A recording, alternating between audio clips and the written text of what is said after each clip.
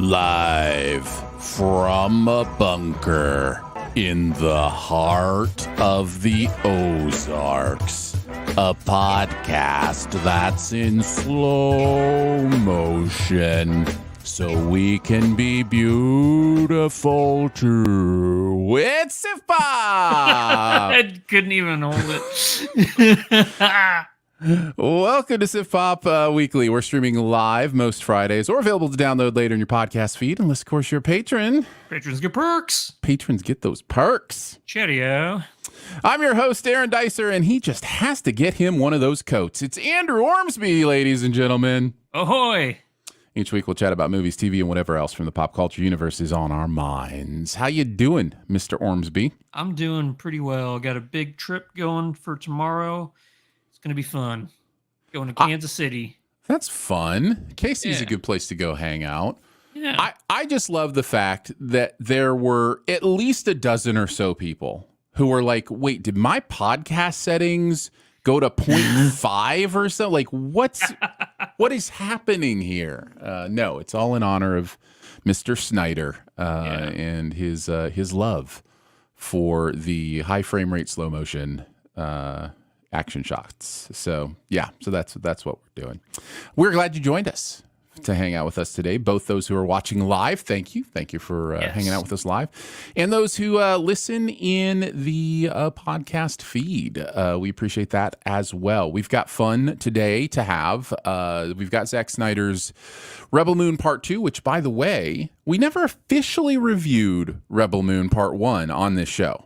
We didn't have an episode where we actually did a full review of that. So this will be kind of a sum up of the two, as much as a conversation about the second part. And then we're going to take a look at the Ministry of Ungentlemanly Warfare. This, of course, is Guy Ritchie's latest, based on a true story, something that happened. And get this, a movie about, you're not ready for this, World War II. We've never seen one of these before, but we will see one today. Never one like this.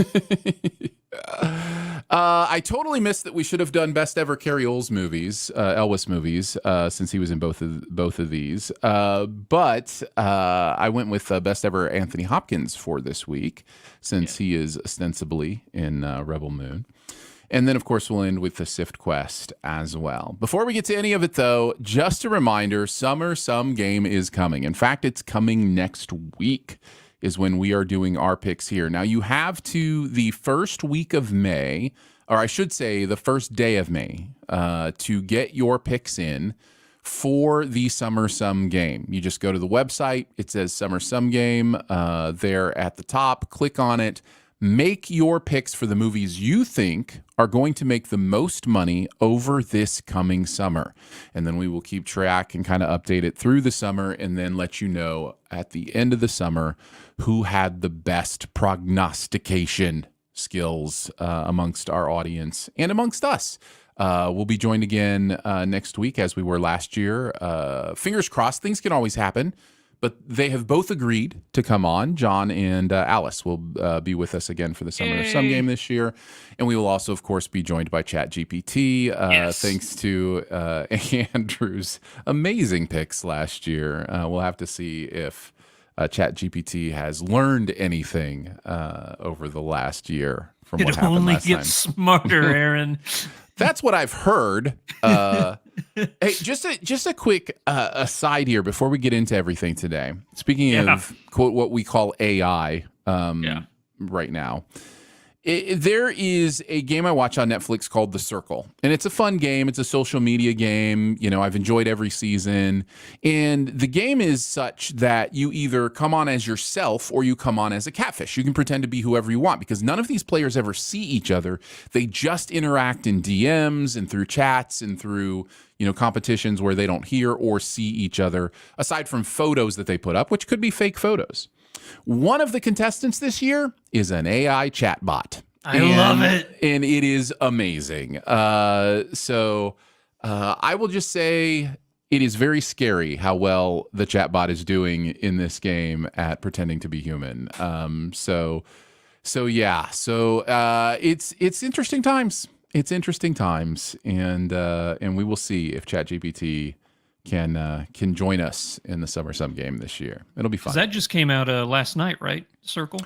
It was a couple. I think it was a couple nights ago, something like that. The first 4 episodes came out, and then they'll drop another few this next week. And yeah, that's how they do it. Is they'll drop a chunk at a time for these shows. I'm not really a big reality TV person, Mm-hmm. but man, The Circle is so addicting. Yeah, it is so good. That is my jam. Yeah, it's a lot of fun. I really, really enjoy it. Yeah. All right. Well, let's get into it. No need to wait any further. We have stalled long enough. We are no longer in slow motion. Let's get to the good stuff. Let's talk about Rebel Moon Part 2, The Scargiver. The rebels gear up for battle against the Motherworld as unbreakable bonds are forged, heroes emerge, and legends are made. Rebel Moon Part 2 follows, you'll never believe this, Rebel Moon Part 1. Is what it follows. It is all on Netflix and comes to us from Zack Snyder. My understanding of this whole thing is he wanted to do a Star Wars movie and couldn't do an official Star Wars movie, so he did a Star Wars movie anyway. That's kind of how this came to us. We haven't really talked about Rebel Moon Part 1. So what I would like for you to do, Andrew, after you tell us if you liked it, loved it, disliked it, hated it, or it was just okay, is to briefly tell us your thoughts on the first Rebel Moon Part 1 and kind of where you stood coming into this one as far as, you know, your level of anticipation or what you were hoping for. But did you like it, love it, dislike it, hate it, or it was just okay? For Rebel Moon Part 2, I am going with did not like it. Did not like it for Rebel Moon. Straight down the middle, did not like it. Part 2, I'm going with did not like it as well. And I'm going to say low side of did not like it so that I make you go first. Okay. And also, it's true. I didn't like this movie. So yeah, tell me a little bit about how you felt about the first one and kind of what you were thinking going into this one. I felt pretty much the exact same about this one, how I felt about the first one. Okay. Which means you weren't coming into this with any kind of big anticipation. Exactly. Got it. Yeah. Yeah. I was mainly going into this wanting to be done with it. You can tell Zack Snyder doesn't want to be done with it. No, he wants to keep going. Which, you know what? There is something in me that wants to give credit to Zack Snyder. The man really wanted to make a Star Wars movie, and they told him no, but he went ahead and he made one in any way. There is something very Sylvester Stallone about that, the perseverance of it all. Uh-huh. I really do respect it. That doesn't mean I have to like the product. Right. I think the product is lacking in many, many areas. So I will just quickly cut off my rant because I can tell that this one is going to go for a while if I don't cut it off now. But I can tell that, or I can tell you that by watching this one, all of my complaints about the first one were not addressed. So all of the issues I had with the first one, I'm just going to be saying them over and over again for here.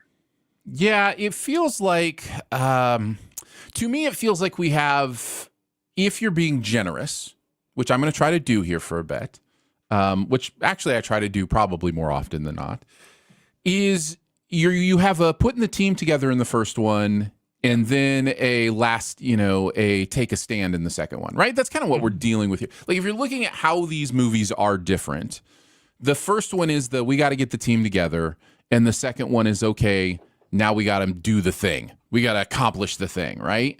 And there's an interesting little cheat the first one does where it also kind of accomplishes the thing, but it doesn't actually accomplish the thing, and it really doesn't accomplish the thing at all.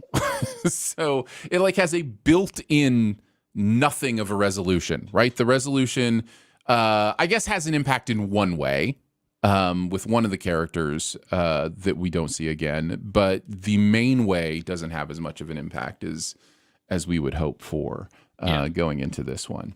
The 3-act structure exists for a reason.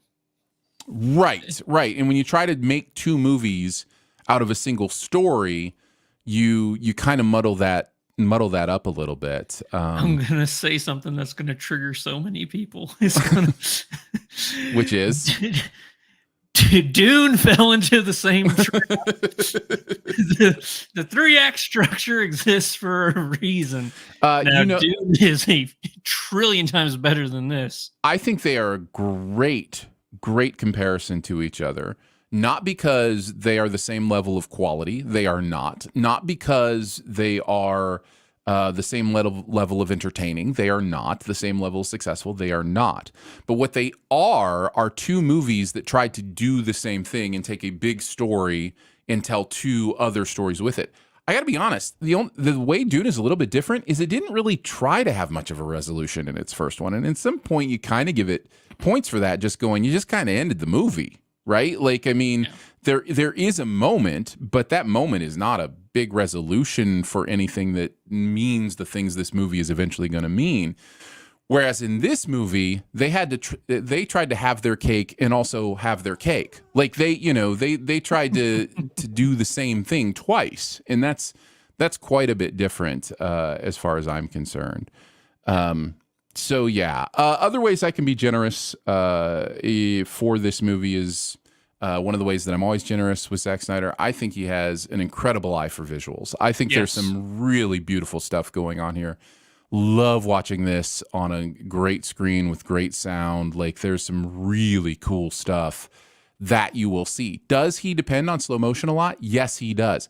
I, however, am not the person saying that's necessarily a bad thing. It's a little bit of a crutch, a little bit of a habit, but it's kind of awesome a lot of the time. Like there's a reason he does it because it kind of looks amazing a lot of the time.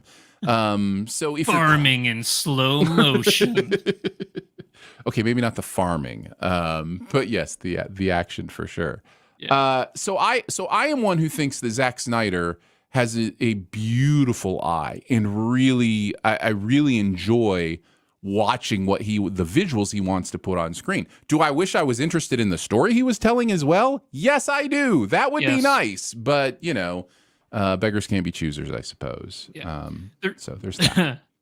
There's a scene that totally sums up my feelings on the film as a whole, or I should say on this franchise as a whole, because I don't know if they're going to make more after this. Right. It's near the end of this film during a battle sequence when a robot arrives on the scene. This angelic music plays over this absolutely gorgeous slow motion shot.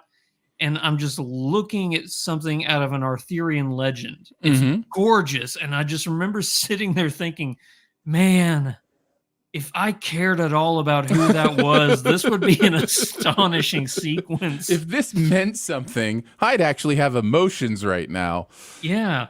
That is the exact pinpointed moment that I wanted to talk about as well. And is it really? It really is, because I think it stands for something that this entire franchise deals with as a whole, which is it is a big moment that is somehow both extremely predictable, right? Like something you knew was happening, like the movie has foreshadowed it, set it up, and done all these things.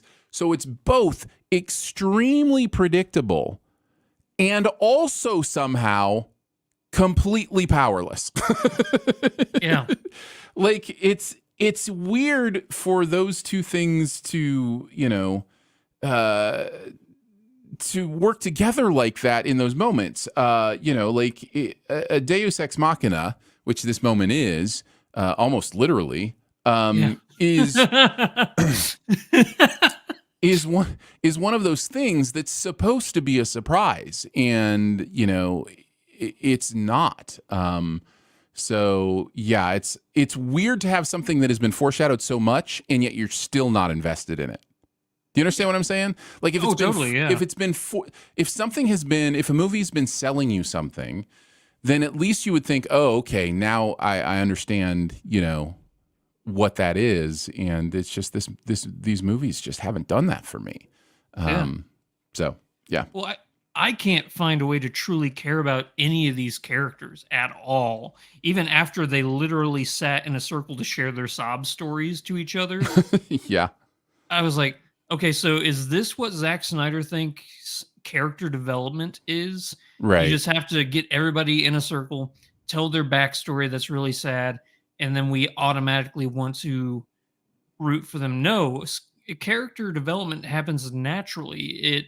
It comes through gestures. It comes through words. It comes through all these different things. You can't just sit somebody down and say, "Here's my backstory." Now you have to care about me because you know about me. That's not how it works. Yeah.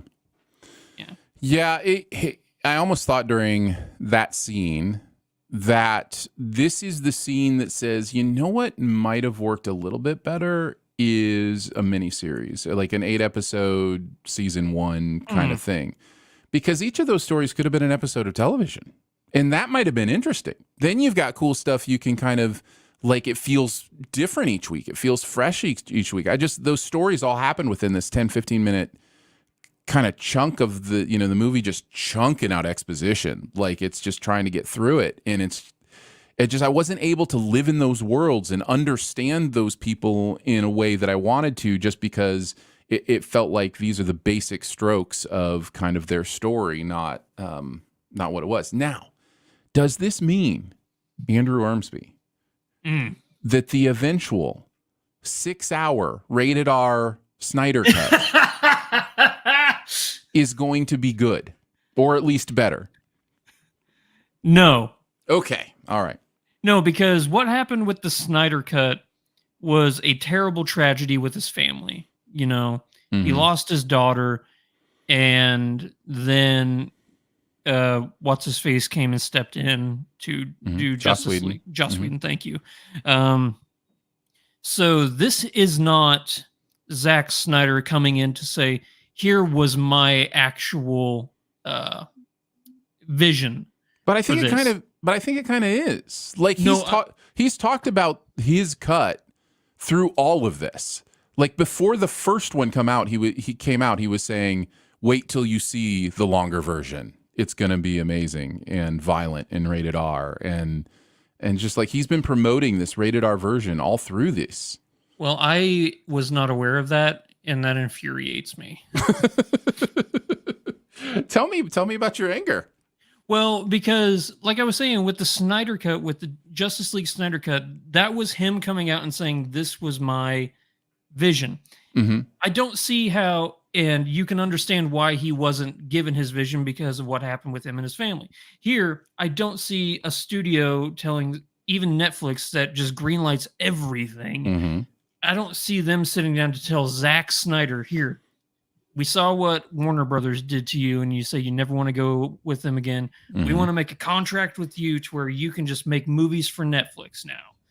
And I don't see them just going, here, you can't do this, you can't do this, you can't do this. And I don't see that happening. Maybe it did, but it doesn't make sense to me that it would. I agree with you, and I think the more cynical take here is probably the correct one, which is that it's just a way to have more content from the same thing. That this was always the plan. It was always the plan to release these two movies and then release the bigger one. That's all of them. And my response to that is the same as yours, which is just release your vision. Yeah. Tell the story the way you wanted to tell the story. Don't and put it out. Waste my time. Correct. Yes, exactly. So yes, there is something about it that is very infuriating. Don't treat me, oh, sorry, but don't treat me as a test subject for your content. Don't just throw stuff out, see what works and what doesn't, and then re-release it. Don't DLC movies. Yeah, no, I agree. There are a few things we probably don't need to spend a lot of time on because they're just givens. The amount of Star Wars in these movies is insane. The just how cut and paste like the lightsaber stuff is, the ship stuff is, the android stuff is, I think I called the android in this one Jimmy. I think I called Jimmy in this one T13CPO, and that's kind of it's very much a C3PO kind of character. Like everything in this feels like it comes from Star Wars. So it's like you're looking for those seeds of something original. They're hard to find. Yeah. Well, I hope Anthony Hopkins got paid well. Yes. Are there any performances you like in this? You like Jimon Hansu's? He's doing all right, right? Like, I don't know if Jimon Hansu knows how to do a bad performance. I really don't. I will say that I think that Sofia Boutella, she is a good actress. I just don't think that she's given enough here script-wise to actually, show us what she can do. Yeah. But there was a sequence at the end of this movie where she's like really sobbing and like trying to get emotional and stuff, and I bought it. I believed her. Yeah. Yeah, the problem is the thing that she's sobbing about is rendered completely useless by the story. Like it's yes, don't get me wrong. Yes, it's the storytelling in this is just really bad. And I guess if I'm looking at the negatives, that's probably where I land. Is just it is storytelling's not an easy art. It may look like one, but it's not. And it can go wrong in so many ways. It just doesn't usually go wrong in all of the ways. Like every storytelling stumble that you can make, I feel like these movies have made, whether it be from completely undermining their own plot structure, whether it be from not understanding character development, like all of these things are just subpar in these movies and just makes it difficult to connect to. And so I just end up going, ooh, pretty. And that's fine. Like I like screensavers as much as the next guy, but like, I want stories out of my movies and I'm just having a hard time connecting to these. Aside from Andrew, it's an underdog story. That's just like built in. Like there's a built-in thing with underdog stories in human nature where you're just like got something to root for. Those are hard to screw up. So trust me when I say it's wild that they screwed this one up. Like, but that's there. So that's like the one thing like you can maybe hold on to in this story is like, oh, we're rooting for the underdog. Cool. I know how to do that. I also remember watching this movie going, they made Seven Samurai in one movie. They made Magnificent Seven in one movie. Why do you need two movies to tell the exact same story? Right. Is it all the slow motion? Just makes up the time? Yeah. Probably something like that. By the way, shout out to Corey Stoll, who was maybe the best performance in either of the movies in the first one. I just wanted to mention that since we didn't talk really about the first one. I thought he was incredible. Who was that? First one? Corey Stoll. He was on the rebel farming planet leader Didn't guy. He get at the MC beginning. Hammer timed? Yes, he did. Yes, indeed. Well, I don't really have much more to say about Rebel Moon Part 2, The Scar Giver. Can't wait to see the next one. Just super excited to see where this franchise goes next. I mean, it can't go down, in my opinion. True. This is the lowest rated Zack Snyder movie he's ever done. Interesting. Okay. Yep. Let's move on. Let's get on to our second review, shall we? Let's talk a little bit about the Ministry of Ungentlemanly Warfare. It's 1940. Winston Churchill and Ian Fleming form a clandestine combat organization for Britain's military that changes the course of World War II and prefigures the modern Black Ops unit through its unconventional and entirely ungentlemanly fighting techniques against the Nazis. Andrew, Hi, this comes to us from that Guy one Ritchie. guy. Get it? That one guy. That one guy, Richie. Yeah. It is his latest. It stars Henry Cavill and many others in a World War II story. Everybody loves to see Nazis get killed. What did you think, Andrew? Did you like it, love it, dislike it, hate it, or was it just okay? Have you ever seen The Mexican with Brad Pitt and Julia Roberts? Oh no. Yes, You have? I have. For me, that was the most average movie that I had ever seen. Hmm. It is now the Ministry of Ungentlemanly Warfare. It is the most pure okay movie I've ever seen. All right. So you're going with just okay then. Just right okay. Right dead in the center of just Can't okay. be more dead in the center. Well, then it will probably surprise you to know that I loved this movie. Good. I had so much fun in this movie. So I will start with why I think that is. And I think it's because, in my opinion, this movie has such a firm grasp on the type of movie it is, and everybody is in the same movie. Everybody is playing the same level of smarm and tone and humor and elevated reality. I think there's something really interesting about an elevated historical fiction, or this idea that you take an event that really happened in history and you keep some of the names or the events the same, and then you just make this elevated, the real world isn't like this, even though these things happened in the real world kind of movie. And I just was able to give myself to it so quickly that I found it really, really fun and interesting. It's like a really cool way to learn about a real historical thing, which, by the way, even though it happened in 1940, we just found out about it 7 years ago or 8 years ago when, they declassified a lot of Churchill's stuff. So this wasn't even known until very recently. So it's a fairly new story, even though it happened 80 years ago or whatever.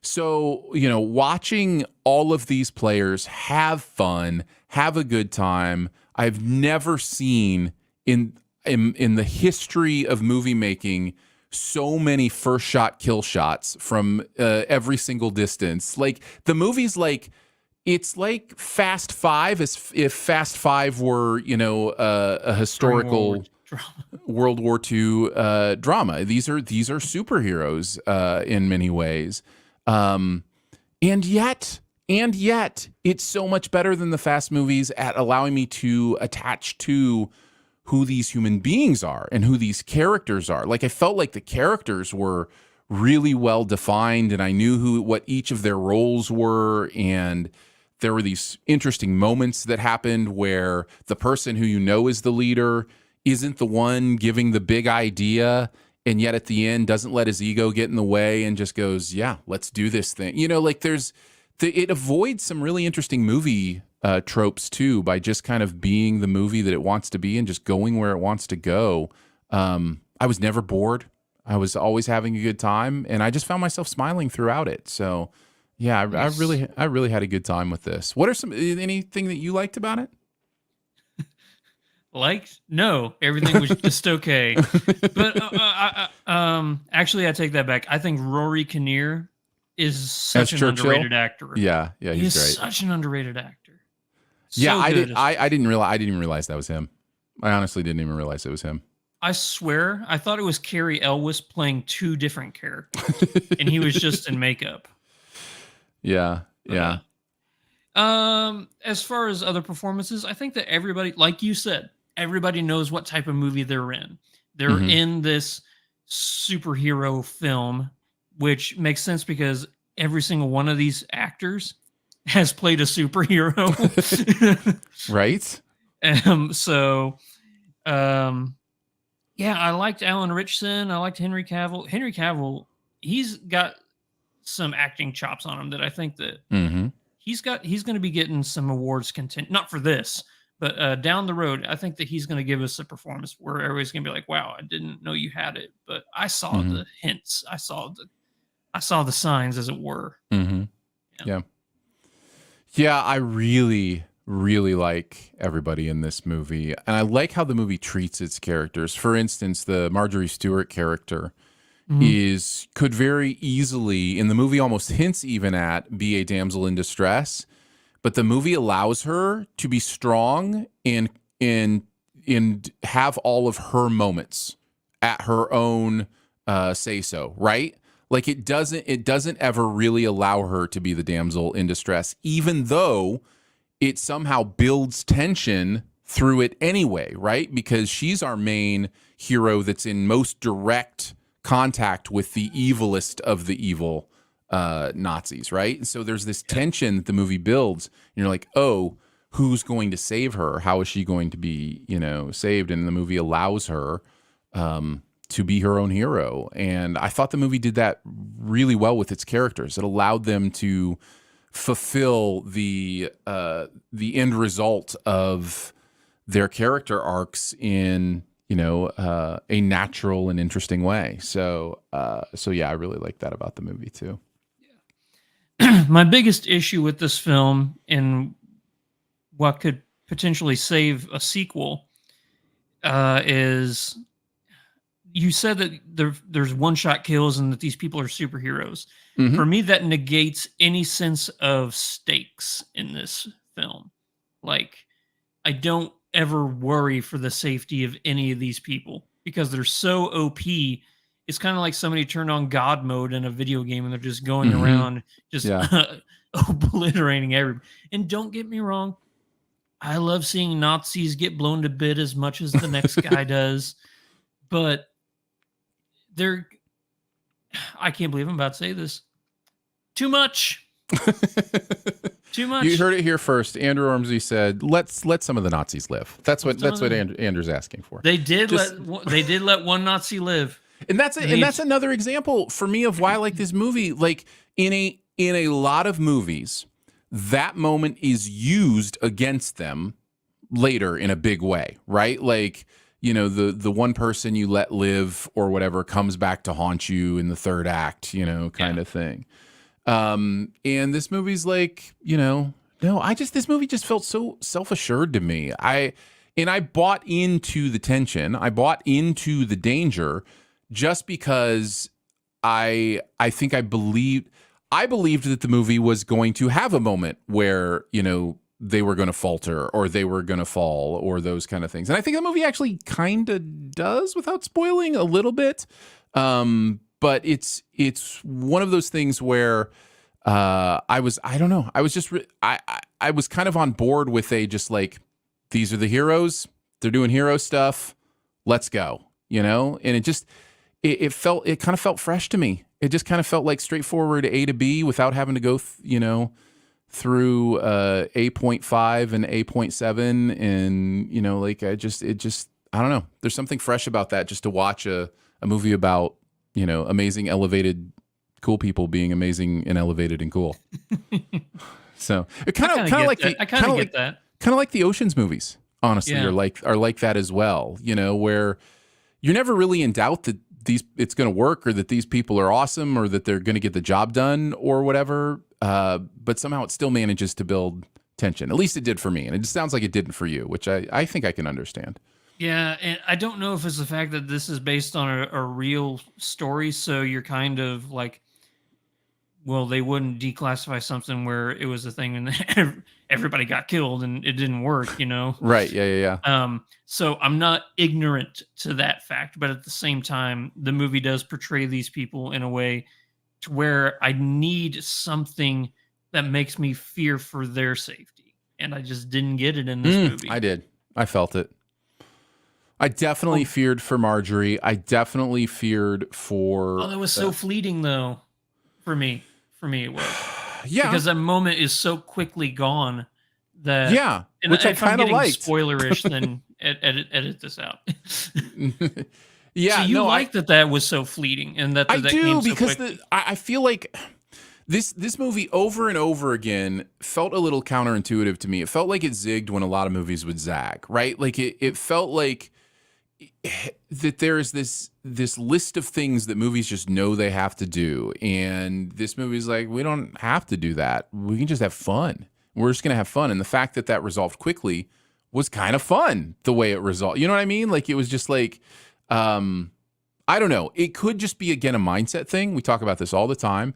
Maybe I was just in the right mindset to enjoy this ride. And that's, that's very, very possible. But every move the movie made, I was just like, thank you. That was a blast. Do it again. I did laugh a lot in this movie. We haven't talked about the humor in the film at all. Yeah, it's very funny. The movie is a very funny film. The bit where Henry Cavill is just going around like, can I have this? Can I have this? I want this. That's fun. It is. I love the opening scene too. I think this movie has a great opener, and I think there's a lot of fun there. There's a scene with a British warship that I thought was really, really fun. There's a lot of, I have a lot of good memories watching this movie, so I'm excited to watch it again sometime. So it's even rewatchable for you. You liked it that much. That's awesome. Yeah. One of the most interesting historical things that I learned from this movie was that Ian Fleming based Bond on one of these guys, on the Cavill guy. So that's really fascinating and adds a little bit of texture to kind of what this movie is doing, because the movie itself is kind of James Bonded a little bit, in some ways. So, it's interesting to have Fleming be an actual character in the movie and then also make the movie feel a bit Fleming-y. We even have Carrie Elwes plays M. So yes. So it is very Bondish. Yes, absolutely. Any other things you want to say about the Ministry of Ungentlemanly Warfare? Both movies, no post-credit scene. That is true. My one last thing is I really do love the way that this movie integrated the local population of that community, that port, into the plot. It did not feel ham-fisted. It didn't feel short-shrifted. It felt like a legitimate part of what was going on. And I think there are a couple scenes that really locked it in for me of camaraderie, which this movie does really well. This movie does camaraderie really, really well. And there are a couple of camaraderie scenes with a couple characters, specifically Henry Cavill, and I'm trying to remember what the name of that character was. I think the actor is Danny Sapani. What? Henry Cavill's character name? No. The character that he had those camaraderie moments with, and I think it really allows for the local population of that to become just a really legitimate part of the story, which I thought was a really cool thing. So that would be my one last thing. There you go. That is the Ministry of Ungentlemanly Warfare. It is out in theaters right now if you want to check it out. Before we head on to the best ever challenge this week, a big thank you to our amazing Sift Pop members. You can go to patreon.com/SiftPop if you're curious what that looks like. Support starts at $3 a month, and it helps keep this podcast going, helps keep the website going. Check out siftpop.com for a lot of fun stuff there. And yeah, so we really, really appreciate it. We also record a bonus show a lot of weeks. So Andrew runs those, and we had an interesting conversation about Quentin Tarantino and Alamo Drafthouse and some other interesting things this week. But that's just for our Sift Pop members. So if you want to be one of those, go to patreon.com/SiftPop. And thank you. Thank you for doing that. We don't often grab questions from the live chat in the middle of a show. It's just not something we usually do. We're here to record a podcast, not necessarily do a live show. But I did want to address somebody asking if we got a chance to watch a certain movie. They ask about Problemista. This is Yo Hanan on Twitter asked this. And it is interesting to me, Andrew, and tell me if you agree with this. The answer, by the way, is I have not. I don't know if Andrew has. But it's interesting to me that even in a downtime, quote unquote, with oh no, where are all the movies kind of time, I still have like 5 or 6 movies that have come out this year that I just haven't had a chance to get around to. Like there's still more than I can watch. So it's April. like And it's right, and it's April. So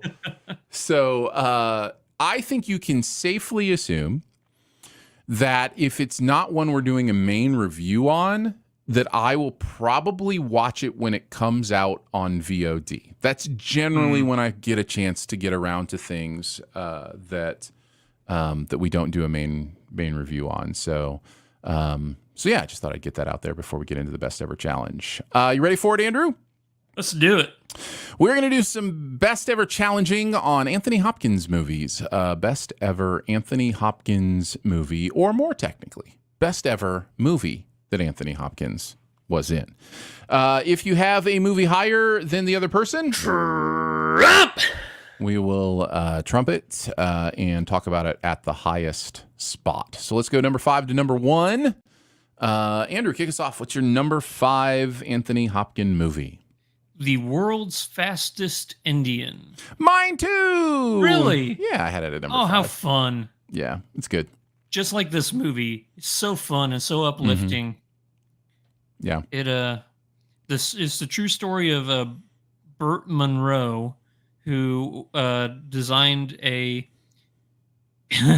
it looks like a piece of junk, but it was the world's fastest motorcycle.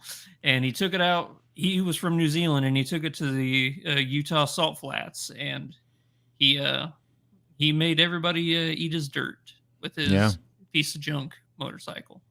I absolutely love this movie. Yeah, this falls into the category for me of movie I was not expecting to blow me away, and then it did. I remember watching this when it came out and just being like, okay, I like Anthony Hopkins. I'll watch this movie. Didn't really know a lot about it, which is the case with a lot of movies I see. And then was just like, well, that was a crazy good story and, really well told. Yeah, this is well worth a watch. This is one, get it on your watch list if you haven't seen it. It's a great watch. It's a great story. You're in for a really good time. So yeah, if you like movies like Eddie the Eagle, just uplifting stories about an underdog, then this is right up your alley then. All right, I guess that means it's time for you to tell us what your number 4 is. Yes, it is The Mask of Zorro. Oh, interesting. Do tell. I think that Martin Campbell directed this, and I think that this is one of his best movies. I know a lot of people would say something like Casino Royale or any of the other Bond movies that he's done, but I think that Mask of Zorro is up there in that conversation. What is the movie with George Clooney and Jennifer Lopez? Are you talking about Out of Sight? Out of Sight. Everybody says that Out of Sight has the greatest sexual chemistry between two lead actors. I have certainly mentioned it, yes. I think that The Mask of Zorro with Antonio Banderas and Catherine Zeta-Jones is up there. Yeah. For me, that's the number 1 sexual chemistry between two lead actors. Yeah, no. And the movie's really good. It's such a good action movie. I need to watch it again, to be honest. I think you're right. I remember enjoying it, and I think the things you say I remember being true, but I just haven't seen it in so long. I need to give it another shot. Your number 4? My number 4 is Hitchcock. This was where Anthony Hopkins played Alfred Hitchcock and played him very, very well, mind you. Not that you would be surprised by that. It's a movie just as much about the Helen Mirren character, which was Hitchcock's wife, Alma, and which is a great story to tell, because as much as people know about Alfred Hitchcock, they do not realize how influential she was in a lot of the decisions he made and a lot of the things that he did. So she was a creative force of her own. Scarlett Johansson is in here as Janet Leigh, which is really, really interesting. Jessica Biel is in here as Vera Miles, which is really interesting. James Darcy is an incredible Anthony Perkins in this. I was really impressed with the casting. I was really impressed with the story it told. I'm, a Hitchcock nut. I love his movies. I've read a lot of the biographical stuff, and so to see this captured on screen like this was really, really interesting to me. So I love this movie. Very cool. I need to see it because I know how much you love Hitchcock. And I do. To hear that you normally it's the people or it's the movies like this that I would imagine you would criticize the most. So to hear you say that it's actually good, that they did it justice. I just think it's a great choice to make Alma such a huge part of the movie. Like that to me is the story that's worth. I mean, there's a lot of stories worth telling about his career. I think there's probably one that will happen someday that tells a little bit about his mistreatment, maybe too strong, maybe not. I don't know. But there's a story to be told about his view of actors. And he is very famous. One of his quotes is "actors are cattle." Like the idea that they weren't there to be artists. They were there to be his pieces, to put where he needed them and to do what he told them to do. And to act. And so I think there's another one to be made about that, about kind of that darker edge of where Hitchcock's treatment of other human beings came from, and those kind of things, and why he was so interested in stories of, death and murder and the perfect murder and those kind of things. So yeah, there's a lot of interesting stuff there, but I think this is a really good avenue to take. Loved Hitchcock. Okay, I'll check it out. All right, on to our number threes. What do you got at number 3? Coming in from 1980, directed by David Lynch, we have The Elephant Man. Yes. Talk on it. True story about John Merrick, or James Merrick, I think was his real name, but in the movie he's John Merrick.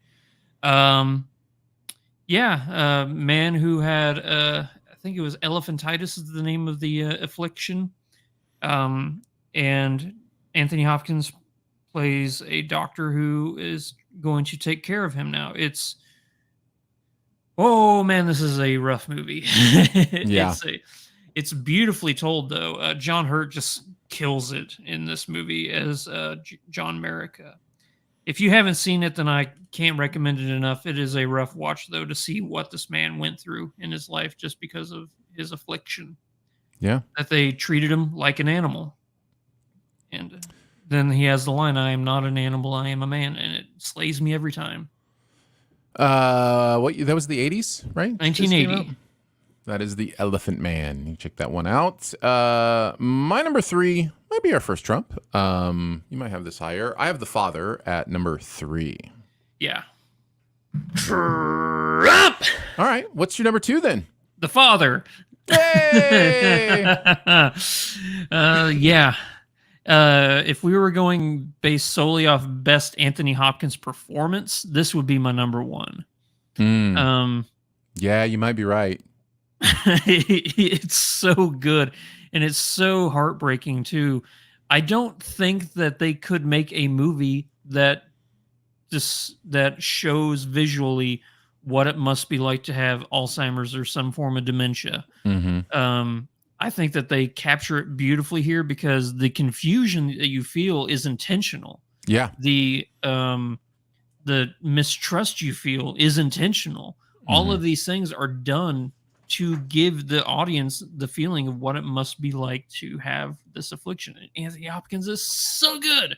Yeah. There's a reason why he won Best Actor that year. It's still awkward, though. Yes, one of the most awkward wins, but still well deserved. Yeah. Whenever you have to apologize for winning. Yeah. I agree with you. This movie is phenomenal. His performance makes it, but also the way this movie is done it succeeds so completely at its goal. The goal is to put you in the mindset of somebody with senility or Alzheimer's or just aging. And it swaps in actors for different characters, and you're just like, who's this person? And that's part of the intentional magic trick that they're doing, and it's really good. So, yep, I had it at number 3. You had it at number 2. What's your number 2? I think probably gonna get trumped. I would imagine. I have Silence of the Lambs at number 2. Yeah, Trump. What's your number 1, Andrew? Silence of the Lambs. Hey, talk about it. It's one of the greatest crime dramas ever made. I think that. Agree. I think that Anthony Hopkins, this is probably the most famous performance he's ever given. I don't think that's questionable. I shouldn't say think. It is the most famous performance he's ever given. And he's only in the movie for 12 minutes? Something crazy like that. It just speaks volumes to how good like Clarice Starling is as a character. She's so well written, and you want to do proud or strong female characters right. This is how you do it. It's uh, don't don't minimize your villains to be like. Don't treat your lead female actresses as helpless damsels in distress. She shows you perfectly here that you can be a not even a physically imposing character, but just the way she carries herself, the way that she isn't, and she's intimidated by Hannibal Lecter. Don't get me wrong, but she doesn't fear him. Yeah, I think a lot of times we mistake this idea of, weakness as, not.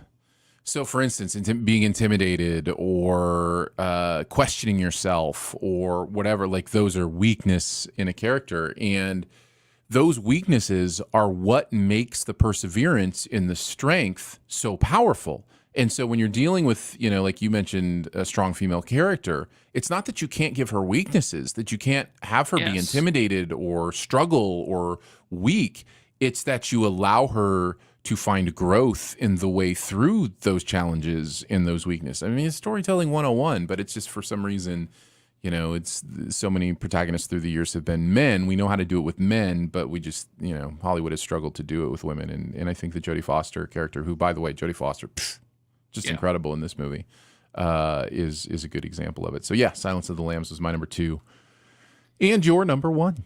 So that leaves us with only one movie, which I'm very curious as to what it could be. Your number 1. You don't know? Is it Rebel Moon? It is Rebel Moon Part 1. Yeah. Which many people forgot the original title, which was The Two Popes, was the original title of this movie. I love The Two Popes. I've seen this movie several times and just find it to be emotionally, philosophically, and spiritually captivating. It speaks to something that I think is of crucial importance to any person of faith, of any faith, which is the idea of how does faith evolve? If faith changes, does that make it weaker? What do those changes mean about the foundation of the things you believe? And to see these two popes have those discussions, by the way, as these two popes really did. Like, this is, based on a true story, and just incredible performances from both Hopkins and Price in these two roles. I think this movie is phenomenal. It is one of my favorites. So I had it at number 1 for me. My first honorable mention. This is dialogue done right. Yeah. Yeah. It's so good. And you don't even have to be a person of faith to truly appreciate the moral quandaries or the ethical quandaries even that are going on here. Sure. Let's talk about honorable mentions. We'll start with our amazing sifpop.com gurus, our writers over at sifpop.com. Who did they vote for this week? Let me pull up that list real quick here. So coming in at number 3, we had The Father. Mm-hmm. Then at number 2, we had The Two Popes. Mm-hmm. And then obliterating everything was Silence of the Lambs. Hey, that was my top 3. My top 3 was The Father, Silence of the Lambs, and Two Popes. Not quite in that order, but close. All right. Honorable mentions. Thor Ragnarok, I think, is worth throwing out as a mention. Remains of the Day, I think, is worth a watch if you haven't seen it. Amistad, Steven Spielberg movie. Very, very good. And then an older one that's more popcorn kind of fun entertainment with Alec Baldwin called The Edge. I like really The Edge. Yeah, I do too. That bear is so terrifying. Yeah. We talk about how, what was that movie? The Revenant has the most infamous bear attack scene. Yeah. I think the scariest bear attack scene is in The Edge. My number 3 that I would put in that category is Fox and the Hound, by the way. That's a great bear attack in that. That one too. So that'd be a fun category one day. Bear attack movies. Best ever bear attack movies. Nobody put Grizzly Man. That's not in good taste. No, terrible taste. Did you have any others you wanted to mention? Nope. Okay. Well, I'll throw out Beowulf. I actually like that movie. Yeah, you've talked about that before. Yeah. All right. Well, that brings us to our buried treasure. Finish off with that one thing in any area of pop culture that you want to make sure people know about. I'll go first. What you got? I watched an old movie When I say old, I mean the 90s. This is Oh, well, that hurt. hurt you. I mean, imagine how it hurts me. Like it's wild. This movie came out, when I was in college. So yeah. Anyways, 1996, Big Night is the name of the movie. This is Stanley Tucci and Tony Shalhoub as Italian brothers who are trying to start an Italian restaurant in New York City, and trying to figure out how to do that. Isabella Rossellini is in there as well, and other people you might know, like Minnie Driver is part of this movie too. This movie is just so immersive. Like, you just feel like, oh, I just want to hang out and find out what happens to these brothers. Tucci and Shalhoub are so great. And I think in my review I called it Top Chef Super Mario Brothers, because they have a very they have a very Mario and Luigi kind of relationship to them. But it's really interesting, fun, emotional, deep. It goes places you weren't expecting. I just want to throw a shout out to it because I don't hear a lot about it. So Big Night is the name of the movie. Looking at it now, it looks like Stanley Tucci also wrote this movie. Yes. Yeah. There you That's go. Cool. Yeah, he did write the movie. He also directed it with Campbell Scott. So Passion yeah, project. it's a passion project for the Tooch. What do you got, Andrew? What's your buried treasure? My buried treasure is the #1 show in the world right now. I'm gonna go with Fallout. This is without a doubt for me the best video game adaptation to either film or TV ever. Like, I thought that The Last of Us did a really good job, but The Last of Us was able to feel very cinematic. Mm-hmm. And it kind of felt like it just pushed all the video game stuff aside. Yeah. In The Last of Us. Here in Fallout, this is a video game show. Not that it takes place in a video game, but like all the mentalities and like the rules and stuff of a video game world exists here. Like a stim pack, which is like a health needle thing. Like, if you get hurt, just put the needle in and it'll heal you, just like in a video game, and the story is so fascinating. I've already seen the first season through twice. Oh, wow. Yeah, I as soon as I was done, I had to rewatch it again. It's Jonathan Nolan, who we know from shows like Westworld, and he's the younger brother of Chris Nolan. Mm-hmm. Todd Howard did the show, who is the creator of the Fallout video games. It stars Ella Purnell, Walton Goggins, and who else is the main? Aaron Moughton.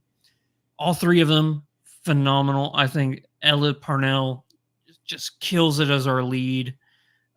If you don't know what the show's about, it's pretty much what would happen if the Cold War didn't end just there. It takes place technically in the future, but it's basically what would happen if the nukes did go off. And 200 years after that, in a apocalyptic wasteland of America. Believe it or not, the show is so funny. It is very, very violent. So I want to give you guys that warning up front. But yeah, I cannot recommend it enough. I'm probably going to watch it a third time. Interesting. You've almost got me sold. I honestly haven't heard a lot of buzz on it. Really? So yeah. So you're the first person I've heard like give it big ups. So from what I've seen online, people who have not played the games love it, and people who have played the games love it. Okay, well, that's good news. Yeah. Yeah. I played a little bit of the first game. Oh, really? Yeah, I went through a phase where I was just playing all this free stuff I could get on the PlayStation, and so I would just test them out, and like testing out all these big titles that I'd heard about, and I got very frustrated with that game very, very fast because it has... It's open world. Well, I don't think I even got to the open world part. I think it very quickly there was like, you have to aim and shoot and like you reload. Like every video game ever. I You understand. have to do something that every video game requires. You have no idea how frustrating that is to me because I'm terrible at it. So like, it's just like, I'm not having fun. This is not fun. So yeah. The second something becomes a first person shooter, I'm out. Like, it's just, I have not developed those skills and I'm not interested in developing them. Fair enough. So yeah, but I liked the tone of it. I remember thinking, I like the tone of this game. If it was something I was having fun playing, I might stick around. But so maybe that's what the TV shows would be good for me then, because I don't actually have to aim at things and shoot them, which is annoying. All right. So funny. It is very funny. So that is Fallout on Prime and Big Night, which I think you can find on Paramount Plus. I think it is there. So Fallout is on Amazon Prime and Big Night on Paramount Plus. Well, we did it, Andrew. Woo! We did a podcast again. Yeah, we did. Congratulations to you. Congratulations on achieving the title of podcast doer. It's something you should cherish. If podcasts were Nazi, or if Nazis were podcasts, we would have obliterated them. That's right. We'd have one-shot it. Yeah. Unless it was a video game, in which case it would have taken me 100 shots and I still wouldn't have killed it. Thanks so much for joining us today for Sif Pop. It is part of the Studio DNA Podcast Network. You can find out more about other shows on the network at studiodna.media or by searching Studio DNA in your podcast player. Huge thanks to Andrew for hanging out again today. Thank you, buddy. Big thanks to producer Phil for producing the audio and video show. Thanks, Phil. And much love and gratitude to our Sif Pop members for giving monthly to make Sif Pop a real thing. Support starts at $3 a month, and you can check out the bonus episodes, other fun stuff there at patreon.com/siftpop. Also, lots of fun ways to connect with the podcast. Feel free to leave a comment, a rating, or a review at Apple Podcasts or Spotify or wherever you listen. Love those reviews. They help other people find the podcast as well. You can also email us at feedback@siftpop.com if you want to. And finally, if you're having a good time, your movie-loving friends will probably like the show too, so make sure you let them know about it and that listening is much easier than getting me interested in any more Rebel Moon movies. We'll be back next week with the Summer Sum Game. We'll be picking which movies we believe will make the most money this next summer. So join us then. And again, go to sifpop.com and make your own picks. Play against us. We'll see you next week. Bye. Thank you, live chat, for hanging out with us, Skaklego and Johanan. Good to see you both. So yeah, Skaklego says hi from KC, Orangeview. So I'm going to be up there tomorrow playing paintball. Absolutely. There you go. All right. Appreciate the 64 people who it says are watching, which we are dubious that there are actually 64 people. Here's what I want to do. If you're watching right now, I want to see all 64 of you comment in the comments. I'm just kidding. I'm not going to wait. I'm not going to wait for that to happen. Appreciate you guys. We love you. And we will see you. I think we'll be live next week. We'll see. We'll give it a shot for the Summer Sum Game to do a live show. But we got some lurkers. See? We got Lollipop. Oh, Lolly says, hey, some of us are listening and lurking. Yes. Lolly, thank you. Now I know for sure 3 people are watching at least. All right. We will see you on the next one, guys.